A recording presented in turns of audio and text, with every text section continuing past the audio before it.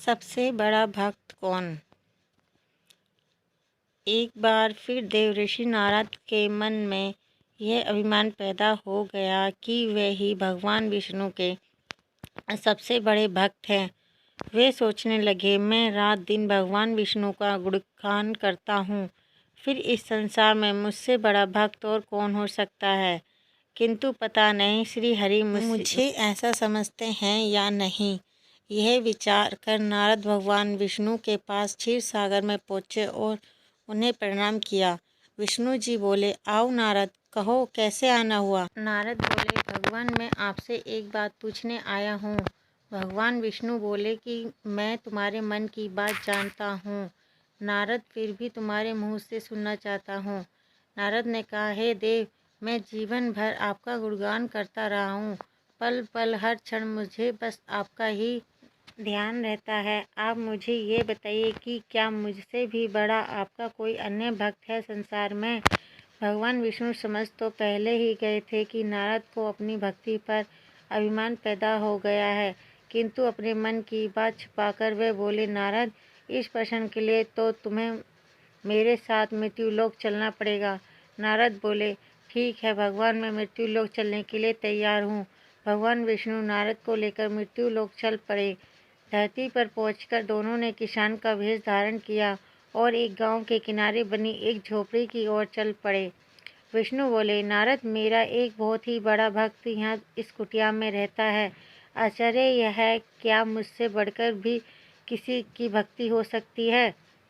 नारद के मुख से निकला, क्या वह भी मेरी तरह आपका ध्यान लगाए रहता है। आओ स्वयं ही जान लोगे, विष्णु ने कहा और उस कुटिया की ओर बढ़ गए। किसान उस समय कुटिया के बाहर अपनी गाय को बांध रहा था। उसके मुख से हरि हरि गोविंद का स्वर निकल रहा था। किसान भेषधारी विष्णु ने उसके निकट जाकर नारायण नारायण कहा तो किसान ने विनती स्वर में पूछा, आप कहाँ से आए हैं। भद्र, मेरे लिए कोई सेवा हो तो निष्कोच बताइए। किसान वेशधारी विष्णु भगवान ने कहा, हम नगर जा रहे हैं पर अंधेरा घिरने लगा है। वन में जंगली पशुओं का डर है, इसलिए रात भर आश्रय चाहते हैं। किसान ने प्रसन्न भाव से कहा, मेरी कुटिया में आपका स्वागत है भद्र, और जो रखा सूखा घर में है आपके लिए हाजिर है। भगवान ने मुझे आप लोगों की सेवा करने का अवसर दिया है, बड़ी कृपा हुई उनकी। बाहर दालान ने एक खटिया पर दोनों को बिठाकर किसान अंदर आ गया और अपनी पत्नी से कहा, देवी, दो अतिथि आए हैं। किसान की पत्नी उस समय अपने बच्चों को भोजन परोस रही थी। धीरे से आटे का बर्तन दिखाते हुए बोली, घर में इतना सा ही आटा है और ये बच्चे और भोजन मांग रहे हैं। किसान बोला, कोई बात नहीं, हम अतिथियों को भरपेट भोजन कराएंगे। तुम बच्चों को आज कांजी बना कर पिला देना। नारद और भगवान विष्णु ने उन दोनों का सारा वार्तालाप सुना, फिर भी परीक्षा के लिए भोजन की थाली पर बैठ गए। जब दोनों भरपेट भोजन कर चुके तो नारद सोचने लगे, यह सीधा साधा गृहस्थ भगवान का सबसे बड़ा भक्त कैसे हो सकता है। उधर श्री हरि ने किसान से और भोजन लाने की फरमाइश कर दी। बोले, मेरा पेट अभी नहीं भरा, क्या और भोजन मिलेगा। किसान रसोई घर में गया और जाकर पत्नी से पूछा, कुछ और भोजन बचा है क्या। पत्नी बोली, बच्चों के लिए कांजी बनाई है, बस वही शेष है। विष्णु और नारद भी वह भी पी गए। किसान और उसके परिवार को भूखे ही सोना पड़ा। भूखे बच्चे माँ का आंचल थाम कह उठे, माँ, नींद नहीं आ रही है, मुझे बड़े जोर की भूख लगी है। पिताजी ने उन अतिथियों को कांजी भी क्यों पिला दी। किसान ने बच्चे के सर पर हाथ फेरते हुए कहा, अतिथि को भोजन कराना स्वयं विष्णु भगवान को भोग लगाने के समान है बेटा। बाहर दालान में दोनों अतिथि अलग अलग बिस्तरों पर लेटे हुए थे। भगवान विष्णु ने कहा, तुमने सुना नारद, किसान और उसके परिवार को भोजन नहीं मिला, फिर भी वह मेरे गुण गाए जा रहे हैं। यह तो कुछ भी नहीं है, मैंने तो कई कई दिनों तक भूखे रहकर आपका स्मरण किया है।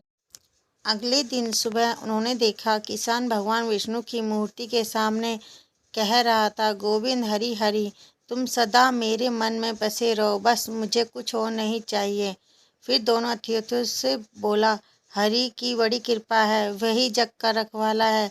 प्रभु की दया से रात को कोई कष्ट तो नहीं हुआ। जब तक आपका जी चाहे तब तक आप दोनों यहाँ रहें। मैं खेत पर जा रहा हूँ। किसान भेषधारी श्री हरि बोले, हम भी तुम्हारे साथ चलेंगे।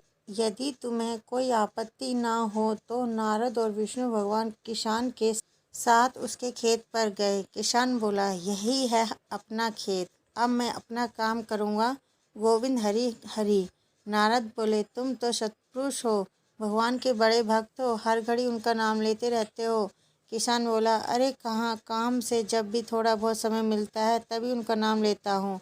नारद ने पूछा, कब कब मिलता है समय? किसान बोला, सुबह उठता हूँ तब, रात को सोता हूँ तब, और दिन में जब भी काम से समय मिल जाए तब। ओह समझा, नारद के मुख से निकला।